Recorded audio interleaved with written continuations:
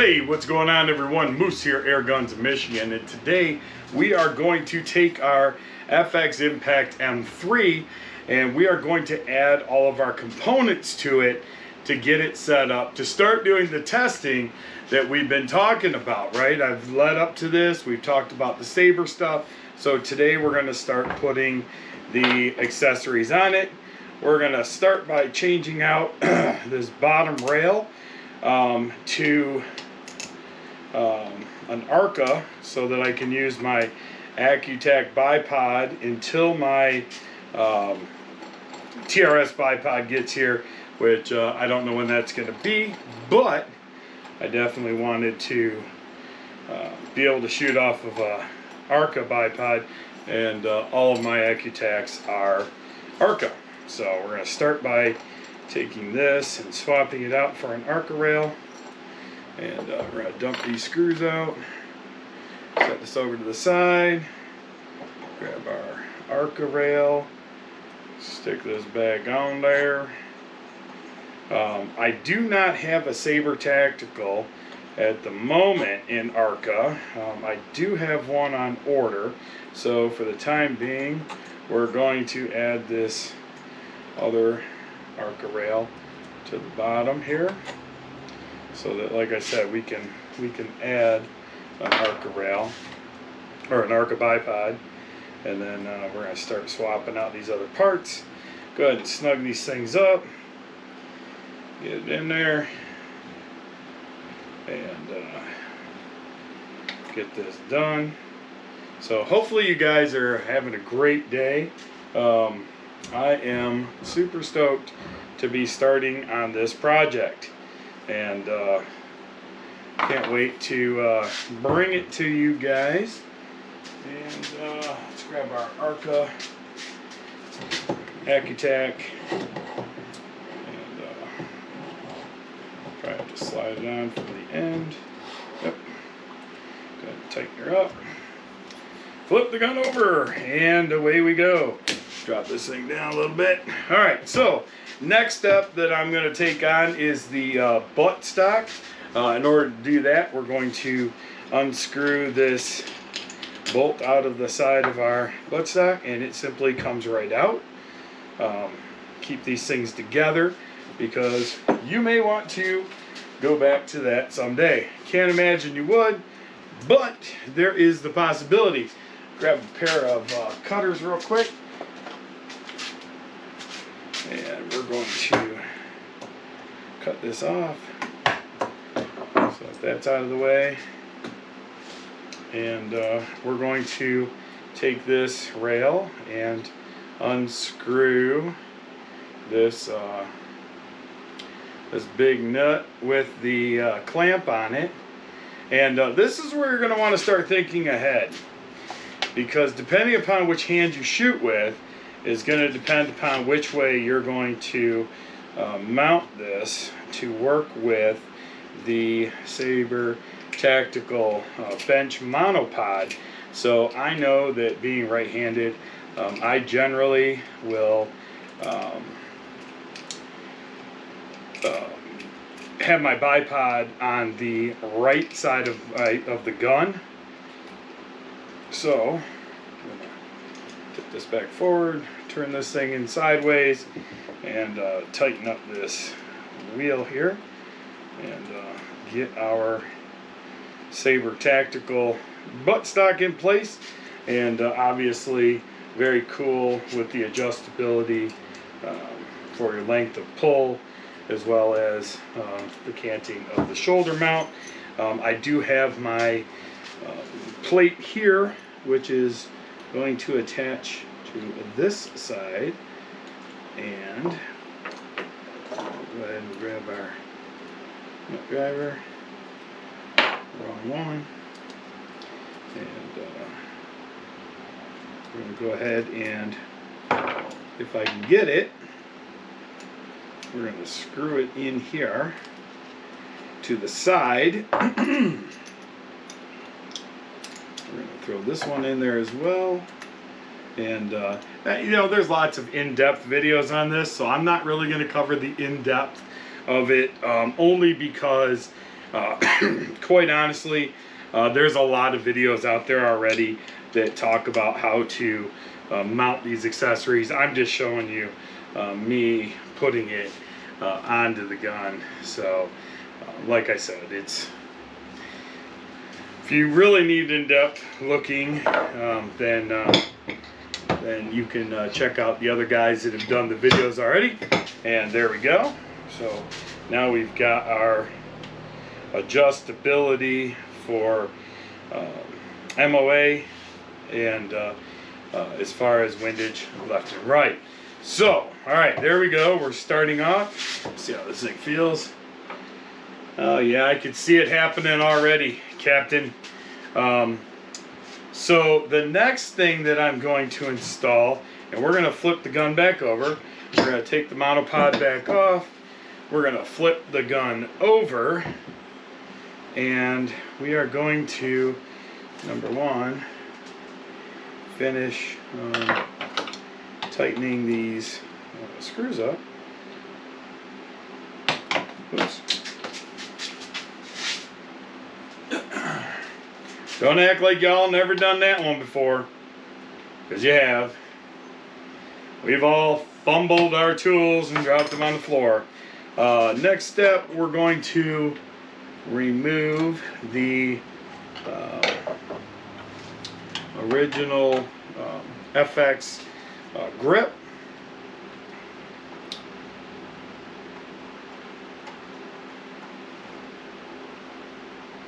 And we're going to be replacing it with our Ergo grip.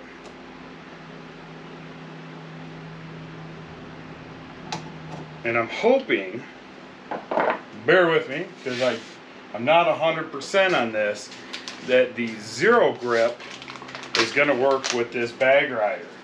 So we have the Ergo Air. This is the zero grip flat top. I debated back and forth for quite a long time on which grip I was going to use, and honestly, I kind of like this thing. So you know, we're going to give it a shot. We're going to take our insert that goes with the bag rider, and let's see here. Go ahead and drop that down in there, and looks like it's gonna go. We're gonna find out right quick and in a hurry if she's gonna tighten up, and she is not. We might have to switch grips. I wasn't hoping to do that. I was really hoping not to do that. But I don't think the zero grip is going to work with the bag rider. So we're going to go with the double grip in Flat Dark Earth.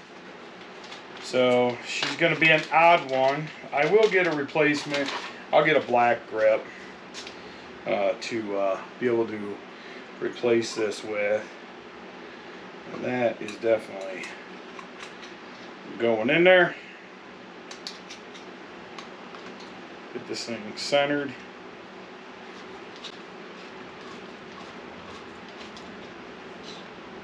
Hopefully.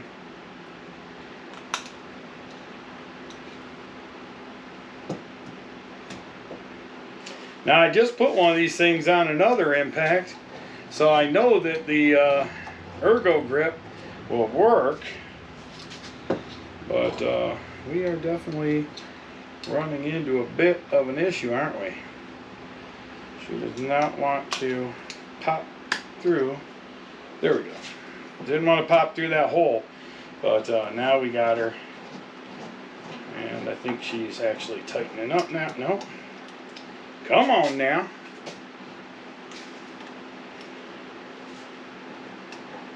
Well, I'll be doggone. You know what? I think it's these little ears on the Ergo grip. And I've had to do this before.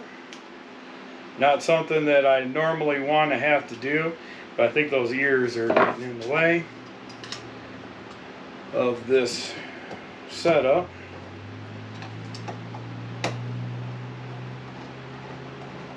There we go.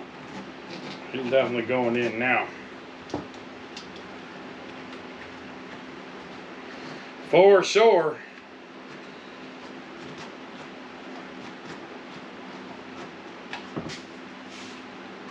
Oh yeah, she's on there now. Grab a Phillips head screwdriver, and we're gonna unscrew this here. We're gonna drop our bag rider on top of here. Get this screw semi-started. Not that the bag rider is really necessary with the use of the TRS Bipod. However, let me see if this is going to stretch. She might not be going on there, fellas. She might not be going on there. I probably have to actually turn this around. And, you know, this is all stuff, man, that normal people go through. This isn't like, you know, somebody ends up with a bag rider and everything just works out the way it should. Well, that just seems to really want to stretch. So I'm going to tell you, for right now, I'm going to take the bag rider off, and we're not going to put that on there.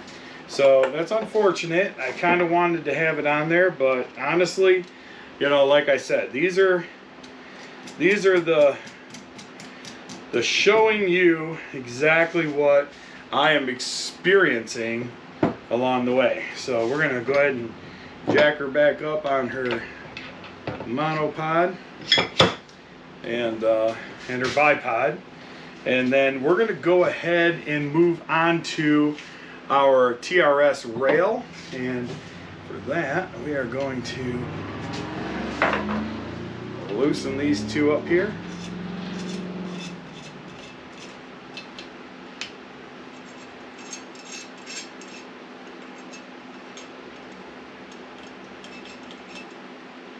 And then we are going to loosen this one up here. We're going to take this off the top, flip this over, capturing our 3 screws.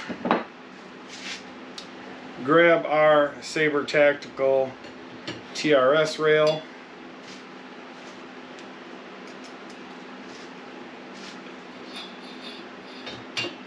See where that stops at. Go ahead and just snug that in there. We don't have to tighten it up too much till after we get all of them lined up and going home. So you will experience, if you're like me, you're going to experience a little bit of drag there, as the heads of these screws do not necessarily want to go on the inside of this rail. So not a big deal. Certainly something that, you know, it's not a big deal. You're basically just rubbing up against the anodizing. And let's go ahead and snug this thing in there decently.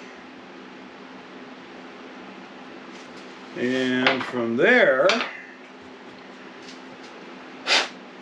we're going to see how level we are. I'm going to actually utilize the bubble level that's on this rail to set my gun level, which now we know. So basically what we're doing is we're making sure that this top rail is level to the ground. And the reason that we're doing that is so that when we mount our scope, we can make sure that the scope is just as level as the gun. So we're doing this kind of quick, but I don't want like a long drawn out 3-hour video on how to do this you know, along the way. So we're going to grab our wrench here, and we're going to loosen this one up, and we're just going to relatively place it somewhere on the rail. Grab the other one, and once again just relatively set it on the rail, grab our scope, and just kind of see where it's going to fall. That looks about good to me. Some people like their rings super close together up against the turrets. I like mine kind of almost centered in the tube, so that if I apply a little too much pressure, I don't change any of the operations in the optic itself. We're going to go ahead and grab our, matter of fact, you know what, I'm going to tighten these up just a hair so they're not flopping around just so much. And then we're going to go ahead and loosen these rings up.